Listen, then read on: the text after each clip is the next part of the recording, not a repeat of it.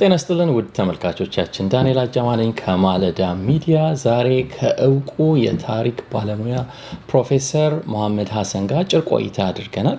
ውይይታችን በእንግሊዝኛ ስለነበረ አጠር ያለ ጭብጥ ሰመሪ ለመስጠት እሞክራለሁ። የውይይታችንን በመጀመሪያ ፕሮፌሰር መሀመድ ማን ነው የሚለውን እንዳስ ፕሮፌሰር መሀመድ ሐረር አካባቢ ተወልደው ከዛም ቀጥለው በተለያየ ትምህርት ተቋማት በቀዳማዊ ኃይለ ሥላሴ ዩኒቨርሲቲ ትምህርታቸውን ተከታትለው ኋላም በለንደን ዩኒቨርሲቲ አፍሪካን ሂስትሪ ላይ ፒኤችዲያቸውን ሰርተው ለረጅም ጊዜ አሜሪካን ሀገር በሚገኙ የተለያዩ የትምህርት ተቋማት ውስጥ ሲያስተምሩ ቆይተው በቅርብ በጆርጂያ ስቴት ዩኒቨርሲቲ ያስተማሩ አሁን ሪታየር አድርገው በጡረታ ላይ ይገኛሉ። ግን አሁንም የግራጁዌት ሌቭል ተማሪዎችን ማስተርስ እና ፒኤችዲ ተማሪዎችን በማማከር ስቲል ከዩኒቨርሲቲው ጋር በመስራት ላይ ይገኛሉ። በተለይኛ የምናውቃቸው በኦሮሞ ሂስትሪ ላይ ትልቅ ፕራይስለስ የሆነ አስተዋጽኦ በማድረጋቸው ነው። ብዙ መጽሐፍት ትልልቅ 3 መጽሐፍትን ጽፈዋል። ከ100 በላይ የሚሆኑ አርቲክሎችን የመጽሐፍ ቻፕተሮችን ጽፈዋል። የብዙ ሰዎችን ጽሁፍ ኤዲት አድርገዋል እና ብዙ አስተዋጽኦ አድርገዋል። ዛሬ ውይይታችን 3 ነጥቦች ላይ ያተኮረ ነበረ። የጠየኳቸው ጥያቄዎች የመጀመሪያው ለምሳሌ የኦሮሞ ሕዝብ ታሪክ ላይ ብዙ እንደጻፉና ብዙ እንደተመራመሩ ስለምናቅ ሂስቶሪካሊ ስፒኪንግ የኦሮሞን ሕዝብ ታሪክ ሲያጠኑ እሳቸው ከክርስቲያን ኪንግደም ከሰሜኑ ካሉ ህዝቦች ጋር የተገናኙት ወደ 13ኛው 14ኛው ክፍለ ዘመን ነው ይላሉ።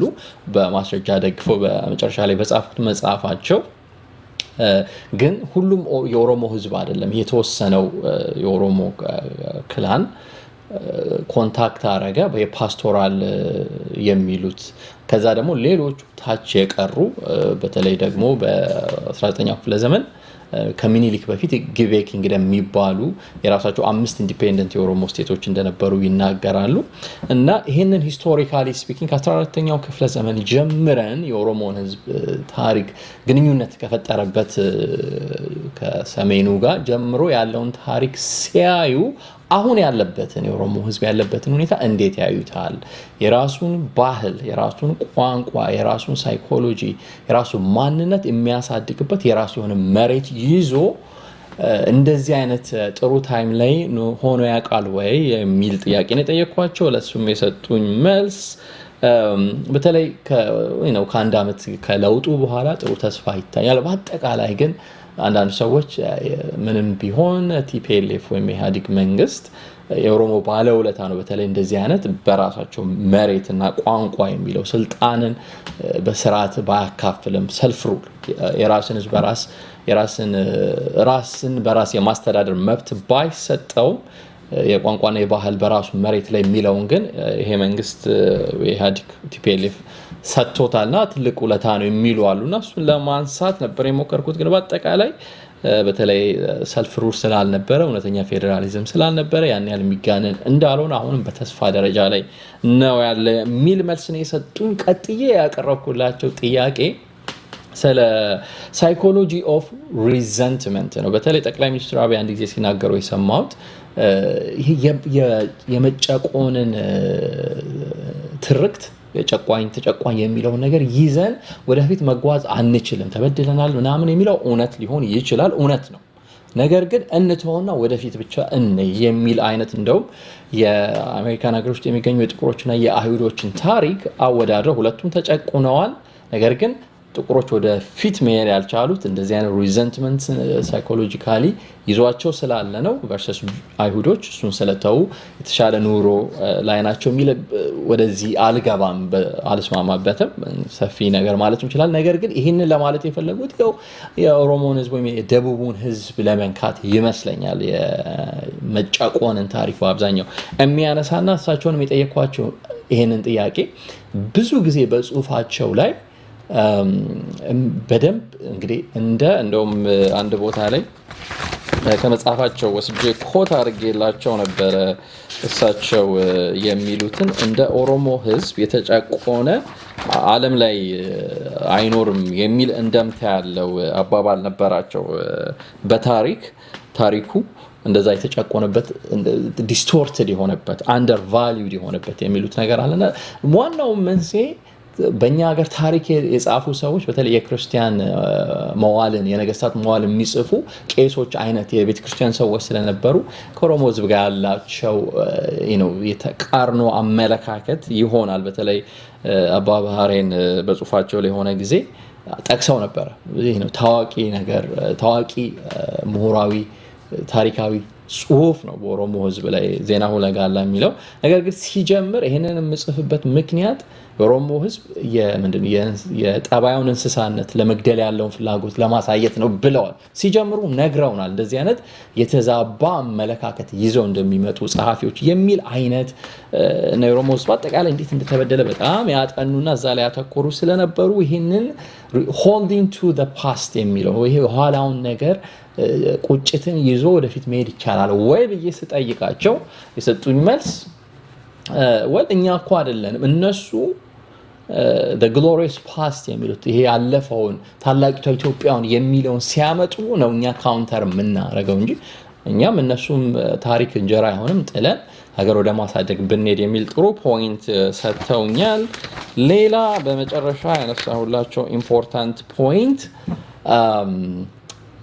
በጣም ኢምፖርታንት ምለው ነው ምክንያቱም የኢትዮጵያ ፖለቲካ ማህበራዊ ላይፋችን ላይ ሁለት አይነት አረዳድ አለ ሂስቶሪካል ናሬቲቭ እና አንደኛው አሁን ጠቅላይ ሚኒስትር አብይ በቀደም የኢትዮጵያ ታሪክ በፌደራሊዝም ሲታይ coming together አይደለም holding together ነው ያሉበት ነገር አለ። እነዚህ ነገሮች ዲፋይን ላይክ ፌደራሊዝምን ምሁራን coming together እና holding together ብለው ይከፍሏቸዋል። coming together ምንድነው? ራሳቸውን የቻሉ ህዝቦች ለዋላዊ የሆኑ ህዝቦች አንድ ሀገርን መስረት ብለው በገዛ ፍቃዳቸው ራሳቸውን የቻሉ ነበሩ በፊት። አሁን ግን አንድ ላይ እንድንሆን እንፈልጋለን ብለው አንድ ላይ መተው ተለቅ ያለ ሀገር ሲመሰርቱ ነው።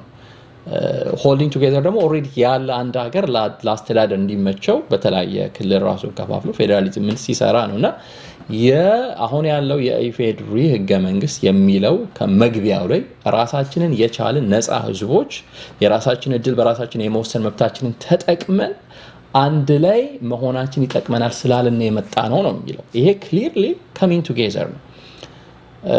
እሳቸው ግን አይ holding together ነው ብለዋልና አርማ አርጓል ወይንም እንትን ብለዋል። እንዴት ነው ይሄ ነገር አስብሏልና ይሄንን ከታሪክ አንፃር ነው የጠየኳቸው። ምክንያቱም ይሄ ክሊርሊ የታሪክ ጥያቄ ነው የታሪክ ምሁራን መመለስ ያለባቸውና ለዚህ የሰጡት መልስ ወይም እኔ የጠየኳቸው ጥያቄ የኢትዮጵያ ህዝብ አንድ ሆኖ አሁን ባለበት አይነት በሚመስል ህዝቦች አንድ ላይ ሆነው ኖረዋል ወይ በታሪክ አንፃር ከሚኒሊክ በፊት ከፕሪምፓየር በፊት ያለውን ብዬ ስጠይቃቸው ምክንያቱም እንግዲህ አሁን ሁለት አረዳድ አለ ብያለሁ። በአንዱ በኩል የኢትዮጵያ መንግስታት ያው ከላይ ያለው የክርስቲያን ኪንግደም አይነት ኢትዮጵያን ከቀይ ባህር እስከ ታች እስከ እንደው እንግዲህ እስካሁን እስከ ሞያሌ ድረስ ከሞቃዲሾ እስከ ሱዳን አይነት ነበረ ድሮ በመካከለኛው ክፍለ ዘመን ሚዲቫል ታይም ላይ እና ሚኒሊክ ኤክስፓንድ አይደለም ያደርገው ሪቴክ የነበረውን ነው የመለሰው በግራኝና በኦሮሞ ህዝብ መስፋፋት ጊዜ ተወሰደውን የሚሉ አሉ። በአንድ በኩል ኖሮ ሆኖ አያውቅም። የክርስቲያን ኪንግደሙ የራሱ የሆነ አድቫንቴጅ አለው። ከላይ ጥሩ ጠንካራ መንግስት ነበረው አሉ ፕሮፌሰር መሀመድም። በተለይ ደግሞ የባህር አክሰስ ስለነበረ ከሌላው ዓለም ጋር የተሻለ ግንኙነት ነበረው። ጠንካራ የሆነ ኢንስቲትዩሽን በተለይ ኦርቶዶክስ ቸርች ጠንካራ የሆነ ዘመናት የተሻገረ ኢንስቲትዩሽን ተቋም ነበረ። እንደገና ደግሞ የኪንግ የመደራጀት ነገር ነበረው። በተለይ ኦሮሞ በአንድ አመራር ስር ሳይሆን ሪፐብሊክ ሆኖ ነበር የሚኖሩትና ሞቢላይዝ ለማድረግ ብዙ አይመችም ነበር። እንደዚህ አይነት አድቫንቴጅ አለው። የምናደንቀው ነገር ነው። የወንድሞቻችን ታሪክ ነው፣ ግን አልነበርንበትም። እኛ ብቻ ሳንሆን ሲዳማም ወላይታም ሌሎችም ኢንዲፔንደንት ኪንግደሞች ከሚኒሊክ በፊት ለዘላለም ብቻቸውን የነበሩት። ሚኒሊክ በጉልበት አመጣቸው። ኃይለሥላሴና መንግስቱም እሱን ቀጠሉ በጉልበት ይዞ መኖሩን። መጨረሻ ላይ ብሔር ብሔረሰቦችን ስልጣን ፊቷን ወደ እነሱ ስታኖር የነበረውን ጥንታዊ ማንነታቸውን ኢንዲፔንደንት መሆናቸውን አስረግጠው ግን አንድ ላይ መቀጠል ይሻላል ብለው መጡ። ይሄ የሚጨፈለቅ ከሆነ ማንነታችን የሚጨመቅ ከሆነ ደግሞ ያው በ39 ወደ ነበርንበት እንመለሳለን አይነት እንደምታ ያለው ከታሪክ አንፃር እና የጠየኳቸው እሳቸው መልስ ኖ ክሊርሊ ራሱን የቻለ ህዝብ ነው የነበረው በታሪክ አምደ ጽዮን የኢኮኖሚ አምላክ የልጅ ልጅ the warrior king የሚሉት እሱ በደንብ ወደ ታች ዘምቶ ነበረ እና እስከ የባሌ ሰሜን ባሌ ድረስ ሄዶ ነበረ በጦር ግን ሌሎቹ በዛ በኩል ደግሞ እስከ ሐረርጌ ያሉ መሰለኝ ሄዶ ነበረ ነገር ግን የሌላው ፌሪ በሚሊተሪ እና በፖለቲካል ኢንፍሉዌንስ ስር አልነበረም ስለዚህ holding together ልንሆን አንችልም የሚል አይነት መልእክት ነው ያስተላለፉት እንግዲህ ቀጥለን ወደ ውይይታችን አልፋለን በመጨረሻ ፖይንት ፕሮፌሰር መሐመድ ሐሰን የኦሮሞ ስቱደንት አሶሲዬሽን መስራች ናቸው እና ኦሳ በአሜሪካን ሀገር በአውሮፓ በተለያየ ጊዜ አመታዊ ስብሰባ ያደርጋል ዛሬ በዚህኛው አመት ለመጀመሪያ ጊዜ አዲስ አበባ ላይ ይደረጋል እንግዲህ ይሄ ከ33 አመት በኋላ መሆኑ ነው እሳቸውም ለዚህ አሁን ከነጎዲያ አርብ ወደ ኢትዮጵያ ሄዳሉ የኪኖት ስፒከር ናቸው መልካም መንገድንም እንመኝላቸዋለን እንግዲህ አዲስ አበባ ያላችሁ ተማሪዎች ምሁራን በዛ ፕሮግራም ላይ እንድትታደሙ በዚሁ ለማሳወቅ እንወዳለን እንግዲህ ኢንተርቪያችንን ተከታተሉት አብራችሁን ስለምትቆዩ እናመሰግናለን Thank you professor for making the time I know you're busy and planning a big trip to the homeland. I read on the internet that you'll be the keynote speaker to this year's Oromo Student Association, OSA, which, as we know, you founded over 30 years ago. This is the first time it's held in the homeland in Finfinne? Yes, it is. When did you visit the homeland? The last time you've been there? I left Ethiopia in 1977. October 1977. That was 42 years ago. And I will be going for the first time now. Wow. I hope it will be a new beginning. I'm sure. Well, tell us about your background. Where were you? You were born and attended elementary and high school. I was born in Hararge, in the district of Garamulata, probably about 150 to 170 kilometers away from the city of Harar. It was a very rural area, and I never thought I will be going to school. And it was just by accident of history, I found myself in the city of Harar. It's a long, complicated story, but I found myself there where I had a relative, and after a year, I was admitted to first grade. And at the beginning, my father was not against it, but he was not happy. Studied history and education at Haile Selassie University. Graduated and then taught at Jimma Teacher Training Institute for a year. The second year, 1974, actually I graduated in June 1973, received my degree from Haile Selassie, the emperor himself, which was a very interesting time. And in 1977, I got an opportunity to study at London University, and I left the country, came to London, and I was there for about 8 years. And well, the rest is, I spent about 10 months after finishing my studies at London University. I went to the Sudan to work among Oromo refugees. Spent there for about 10 months, and ultimately returned to London, and then applied for a job in the United States for teaching. And fortunately, I got a teaching position here in Atlanta, and I came here in 1985. Interesting. And currently you're teaching at Georgia State, right? Yeah, I retired recently, but I taught first at Morehouse College and then at Hunter College in the city, at the City University of New York in New York City. And then from January 1992 all the way up to recently, I taught at Georgia State University, where I am still advising graduate students. I have a number of graduate students. Great. Thank you so much. I can really expand and talk about your wonderful life experience, but I'm gonna skip to my questions. I really appreciate explaining your background for us. So I'll transition to my questions, which will be generally about the current conditions of the Oromo, which you researched and wrote extensively.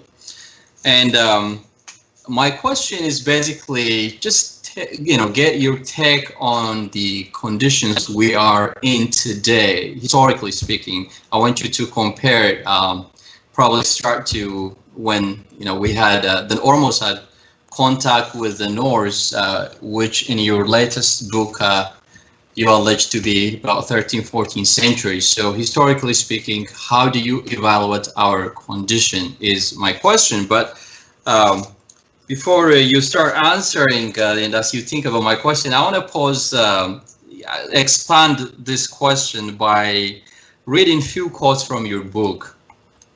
I believe this is from the earlier one of the first book, which you write, no people have had their history and the culture so distorted or undervalued as that of the Oromos. And in other places, you say this is partly because the history was told and written by the Christian chronicles, mainly by monks who depict the Oromos in great prejudice.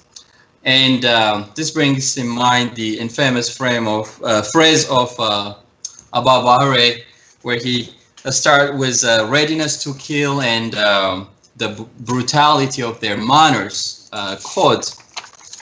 So, after recognizing this, also reflecting on your personal experience, looking at the Oromo people's life through the successive oppressive regimes, how do you evaluate our present condition? That's my first question. Daniel, this is a very complicated question. I will only try to say a few words about the question. Historically, when I was in school, when I was taking classes, history classes at Haile Selassie University, generally the Oromos were depicted as invaders, as newcomers, as barbarians, all kinds of things. And of course, all conquered people of southern Ethiopia, really, their history was never written. And they were looked down upon with contempt, their culture, their way of life in every respect. And traditionally, I don't know now currently, but traditionally, Ethiopian history is really history of the Amhara and the Tigrayans, basically history of the rulers of those areas. And that history did not include the people in the south who were conquered, who before the conquest, remember the conquest really took place only in the 1880s. And before that, there were several kingdoms in southern Ethiopia. There was Walaita, the kingdom of Walaita. There was the kingdom of Kafa. There were the Gibe states, Jimma, Limu, Inaria, Goma, Gera. There were 5 Oromo states in the Gibe region alone, and there were two in the region of Walaga, Leka, Nakamte and Leka, and the kingdom of Sayo. And these were all independent states that existed. And after the conquest, they were all absorbed into the expanding Shawan Empire. And after the expansion of the empire, really the conquered people and the conquerors were never treated as equal citizens of the land. One thing I can say with all honesty, in Ethiopia, through successive generations, there is no tradition of respecting people as citizens who deserve respect and the human dignity. They were usually, the people were usually regarded as subjects who are, abused with impunity, and there was no governmental service until recently. And the people really, the government demanded two things from the people: tax, and if they failed to pay tax, punishment. Nothing else really, basically. A modern form of government was established under Emperor Haile Selassie, and his government was a feudal government, and it was based on alienation of land, especially from the conquered people of southern Ethiopia, including the Oromos, the Sidama, several other people. And they were really never treated as equal citizens of the people of Ethiopia. The issue of, the basis of conflict in Ethiopia is very much related really to this issue, basically. How could a government treat its own people as true citizens or as subjects? And that question was really not settled in Ethiopia. And I think it was that which led to the Eritrean struggle, beginning of even the Tigrayans, who are part of historical Ethiopia, they protested and they started the struggle. And of course, the Oromo struggle was very long, and the most organized one started really in the early 1970s, and the rest is history, as you know very well. Mm-hmm. So, sorry if I interrupt, but did you, I believe I heard you saying this issue is not settled in the present. Is that your take, or how do you see the progress in general? Since 2018, especially with the change that really that was brought about by Team Lamma and Team Abiy, there was great deal of hopefulness for change, for bringing genuine equality among population, for giving right for people to administer themselves in their own rights. Remember, since 1995, Ethiopia has been under the so-called federal arrangement, or under federation, and the people really never had the opportunity to administer themselves. In fact, I'm not sure if the leaders, especially the TPLF leaders who controlled the government almost for 27 years, if they understood even the very concept of federalism, which is really based on shared rule and self-rule. And they never implemented the idea of self-rule. Yep, that's a good reflection of the past. So now I'll transition again to my main question, really the crux of our discussion. I wanted to be around this question.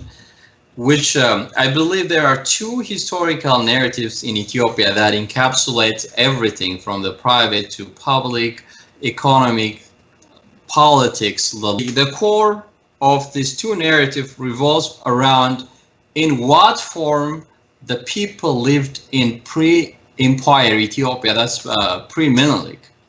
Whether we have a united centralized governance or whether we have independent nation who pretty much came by force under Menelik, and some argue after 1991 a nation nationalities formed out of their free will, the present federation. So historical, I want your expertise on this one, because one side of the argument says, well, actually, in even pre-medieval times, in 1312, after like the Christian kingdom pretty much have the current shape of Ethiopia under its political and military control. They, mention from North Red Sea to south, and from Mogadishu to Nubia.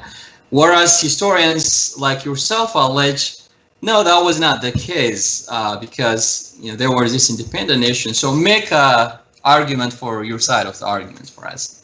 And I'll link this question down, down later on with the coming together and holding together federalism, which the Prime Minister recently mentioned in Parliament. Thank you. There are all kinds of histories. There are academic history, which is based on facts, on research, on evidence. There are political histories. There are propaganda histories that are based on propaganda. One of which is that Ethiopia has existed for some say 3,000 years, some even say 3 million years. They refer to Lucy as the evidence for existence of Ethiopian history 3 million years ago. These are part of really a fiction, a historical fiction that people create. One thing which is absolutely for certain is there was a kingdom in the north, the kingdom of Aksum, which flourished for about 7 centuries. At its height, Aksum was really a major power in the Red Sea area.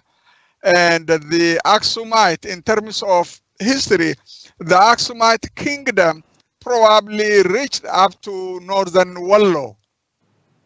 It did not reach Shawa. Please underline this. What is today Shawa?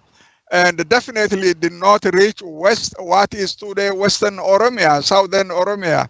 And this notion of the Aksumite kingdom controlling from the Red Sea all the way to Mogadishu, and then all the way to the border of Kenya. Remember the border of Kenya, the border between Ethiopia and Kenya was delineated only at the beginning of the 20th century.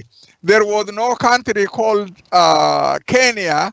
It was created by the British between 1904 and 1910.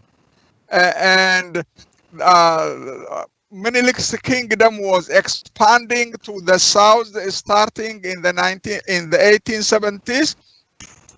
The conquest was completed only in 1894. Basically, the conquest was completed in 1894 with the destruction of the kingdom of Kaffa.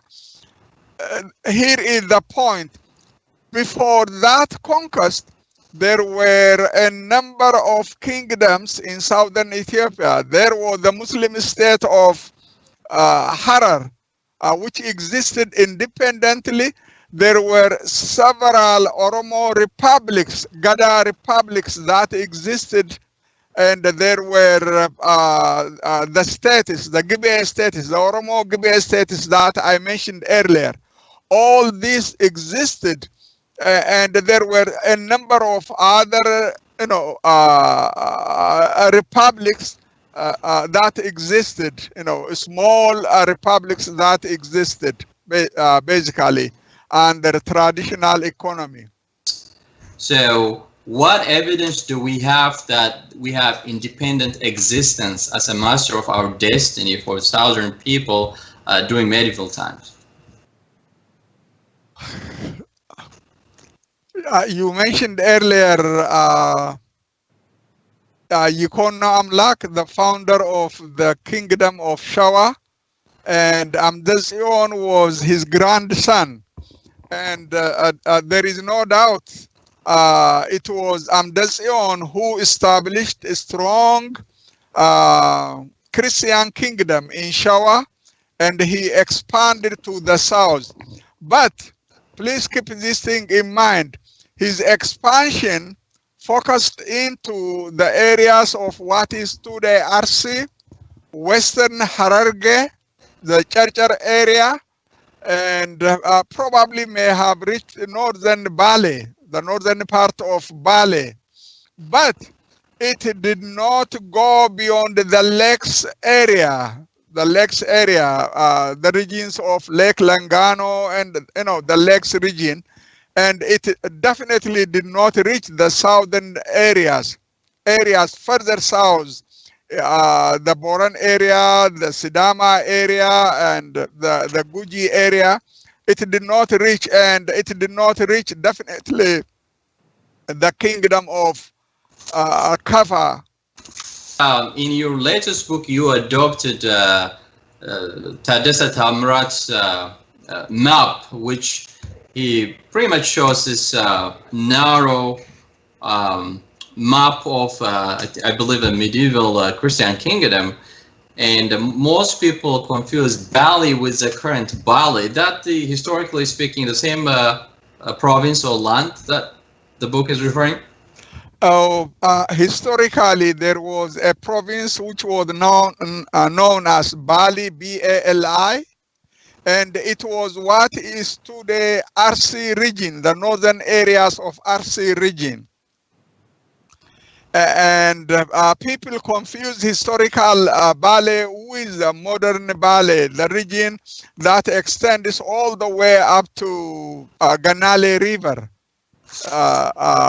It goes further to Sidamo, and that was really not there. One reason why I adopted Professor Taddessa Tamrat's map is because he was, the late professor was a very meticulous scholar. He was my teacher. In many ways, he was responsible for my education. And he was a very careful researcher, and he did not exaggerate things. And he tried to show the expansion of the Christian kingdom during the time of Amdesion, and then followed by other kings all the way. Remember, the book ends in 1508. After that, there was no attempt at expansion because the Christian kingdom itself was really greatly weakened. In fact, one very important thing Professor Taddessa Tamrat's book shows is it was only in the 14th, 15th, and 16th century the Christian kingdom expanded to the region of Gojam, what is today Gojam, and then Begamidir area.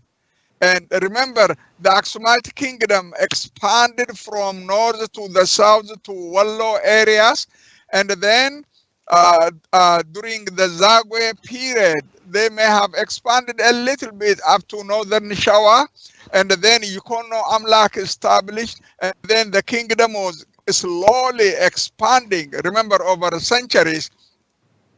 And it probably constituted only 1/3 of what is today Ethiopia.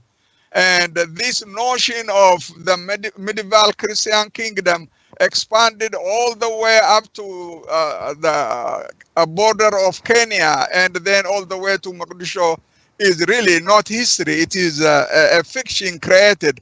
Remember, there are people now who write a very popular book very recently, actually in Amharic, someone who lives here in the United States, who says Jesus actually lived in Ethiopia, and he says the Amhara and the Oromo came from the same family from Gojam. Definitely the Amhara and the Oromo, they all belong to Kushatic base. They are related distantly at some level, and they intermarried extensively, but they were not born from a single family in Gojam. And Jesus, of course, there is not a single evidence for Jesus going beyond Egypt while he was young. That much is, that is why I said there is historical, there is history that is based on historical facts, and then there are fictions that are created. That's, what is interesting is really in some other countries, especially in the West, if you come up with this crazy theory, historical fictions, it won't really matter. Some people buy it, most people don't. But in our country, it's so related to our day-to-day existence, Yeah. The politics of it, the economy of it, the culture of it, very intertwined. So we must be careful in creating this fiction and not exaggerating what is really a fact and taking it out of context. That has been a problem. So I'm glad you brought that interesting fact. The other confusion I hear quite often is about the Oromos having made contact with the North so early, as you write in your latest book. Most people say, why do you claim that Menelik conquered them? Because they already have that contact. And you pretty much separate this pastoral versus sedentary Oromos. How do you explain that? Well, I need another book for explaining that one. In a few words, human society is never static. Human beings always move. Daniel, remember where you were born, where you are now, where I was born, where human beings have always moved. And the same thing is true in Ethiopia. People have really been moving. Most people may not believe if I now say the Somalis originated from southern Ethiopia, the Afars originated from southern Ethiopia, the Afars, the Somalis, they all originated from southern Ethiopia. And do you find Afars now in southern Ethiopia? Of course not. The Somalis are not there.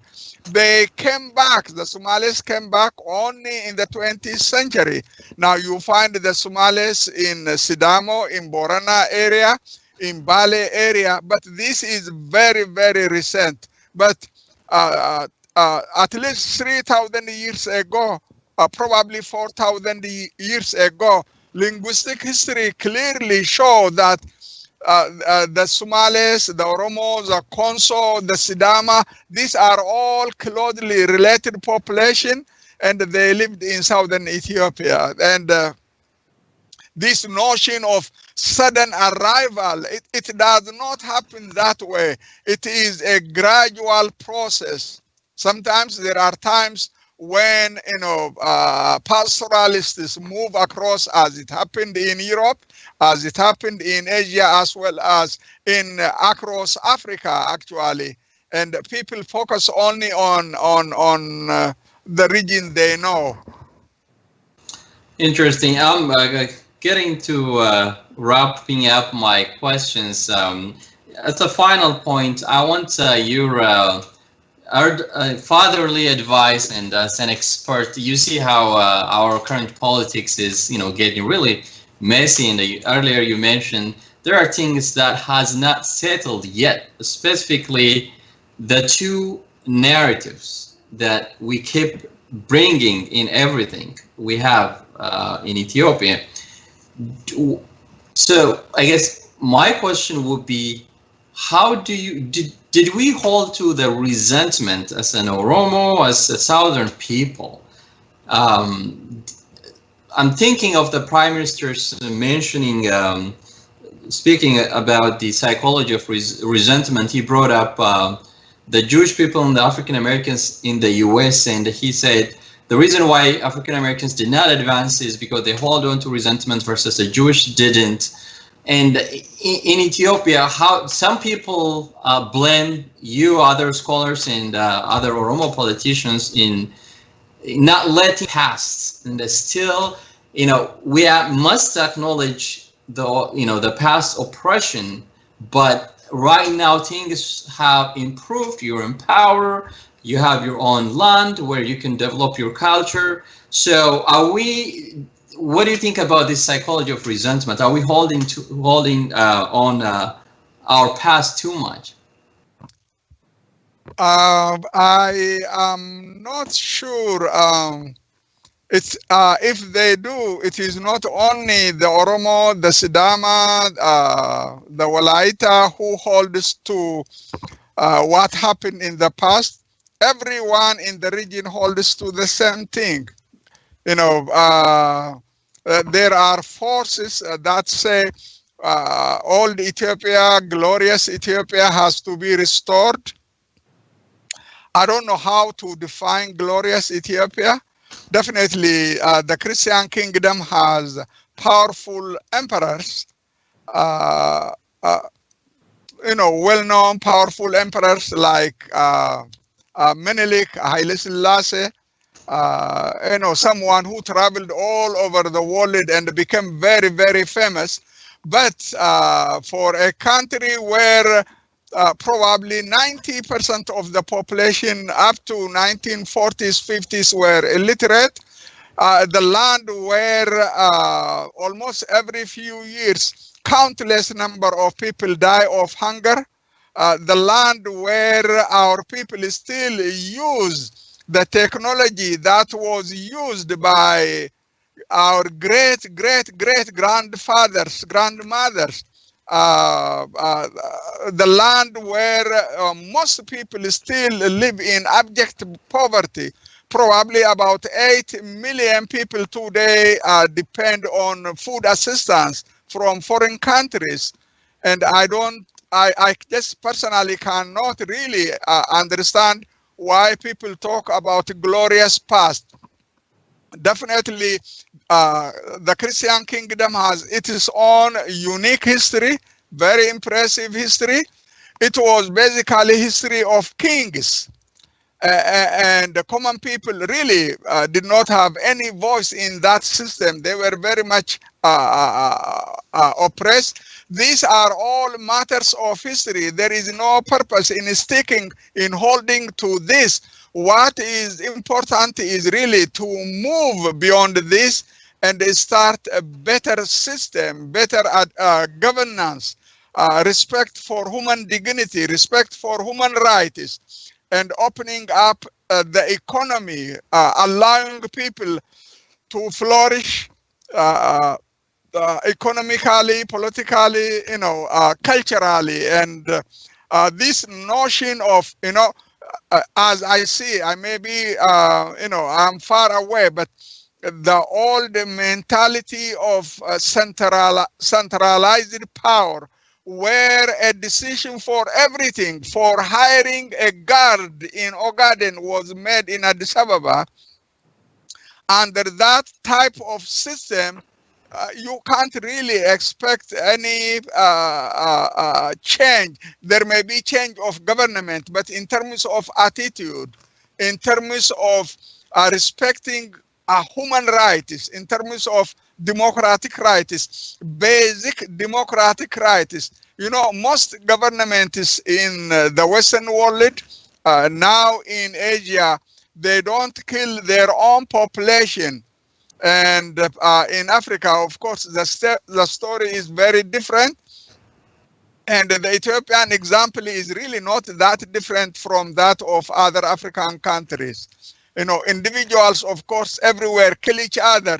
But in developed countries, governments do not kill people.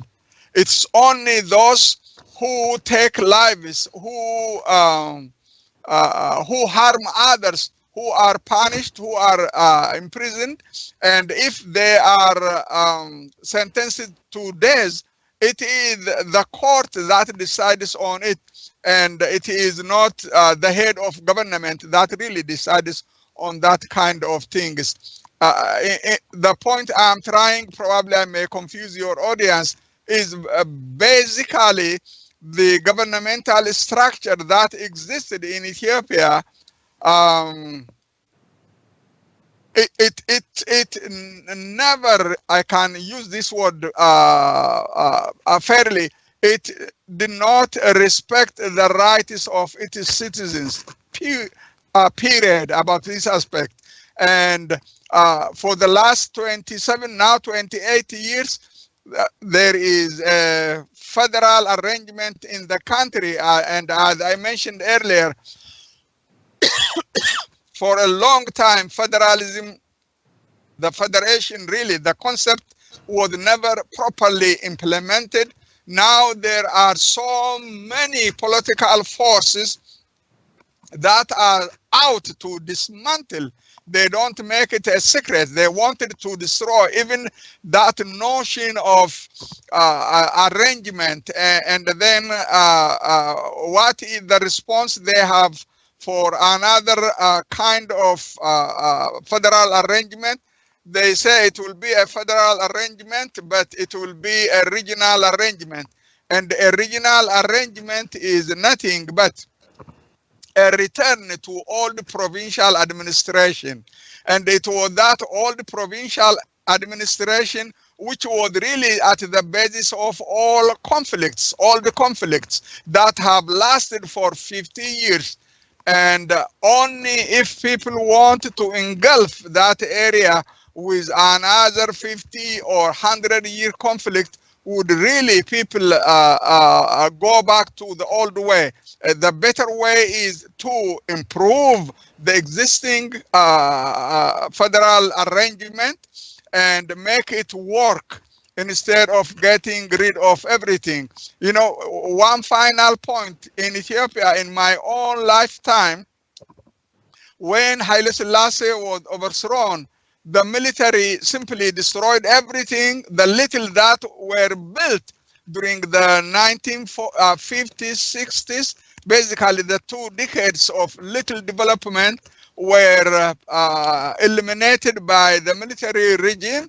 And the military, of course, you remember for 17 years, it reigned, they imposed a reign of terror. They embarked on resettlement, villagization. Who were most affected by villagization? Mostly it was the people of the south. 8 million Oromos were removed from their village and they were settled in a new village, basically where their movement, their labor, their produce, everything they worked. Basically they worked for the state, you know, becoming like the Soviet Union of 1930s. And I think it is about time that the current leaders in Ethiopia really think about how to improve the existing federal system and then implementing. And I don't see any other way out of the current crisis. Obviously, the current federal arrangement needs a revision. Every constitution or system needs to be revised in some way. But the fact that some people want to completely abolish it and take away whatever right the people were given will be, like you said, going backward to the core of the problem. And basically another destabilization of the region for a really long time if we do that, because that seems to be what people are pushing, pretty much ignoring the nationalities question and how they fought tooth to nail to bring the system. So there's 2 sides of the argument. It's not like everybody hates the current system. They pretty much are have this privileged blind spot where they don't see the other side. They think the whole people wants to abolish the system and come back to some sort of unitary arrangement, which I bring the Prime Minister's mention of holding together federalism as opposed to coming together was alarming for this reason. You know, most of his statements somewhat aligns to the Northern's thinking, but they're not accepting even, you know, where he stands, and they're not supporting him for whatever reason. That's a good point. The other excellent point I hear is when I ask you about if we are holding too much resentment about the past, you said we're actually reacting to the other side, which mentioned about the glorious past. So I think, like you said, both sides need to cool down and focus on how to feed our people. I guess history, we can't eat history. So any final point you want to add? I don't want your audience probably to be confused. There is no doubt there was the Christian kingdom, the Aksumite kingdom, at one point very powerful, even for a time controlling Yemen area. And it was a Red Sea based empire, which was really very much depended on international trade and so on. And that existed. And then Christianity was introduced into the kingdom in the century. And it had remained a very dominant, institution among the Christians in the north. But what most people don't know about is the people in the central, in the southern, especially in the eastern part of what is today Ethiopia, were not part of the old Christian kingdom. Modern Ethiopia was created in the 19th century. It is always good for people to live together. Absolutely. Coming together is good, but coming together on the basis of equality, on the basis that your rights are respected, that you have the right to use your language for your own culture. You have the right to develop your own culture. If you manage to do that, I think the people of Ethiopia must learn how to not only live together but tolerate, and then appreciate what others do. It is in the best interest of all the people to live together on the basis of equality under the federal arrangement. And this is the message I want to leave with you. Wonderful. I really, really appreciate it. Unless you have any final points, I'm going to let you go and prepare for this big trip. Well, thank you very much, and keep on. The struggle definitely continues. I hope things will be better in Ethiopia in the future than what existed really in the past. That's a good point to highlight, really. Again, I will keep in touch, and hopefully we'll talk more when you get back. But it's really exciting that you're going back after 42 years, more than 4 decades. So I hope you'll have a good time there and visit old friends. Yeah, I left the country long before you were born, and I am not sure if I will be able to recognize Addis Ababa. The Addis Ababa I left behind, I am told is very, very different from what exists today. We will see next week. Sure, that would be the challenge. Yes. Karagari. Hedduu galatoome nagayatti. Okay, yeah, nagaa naata.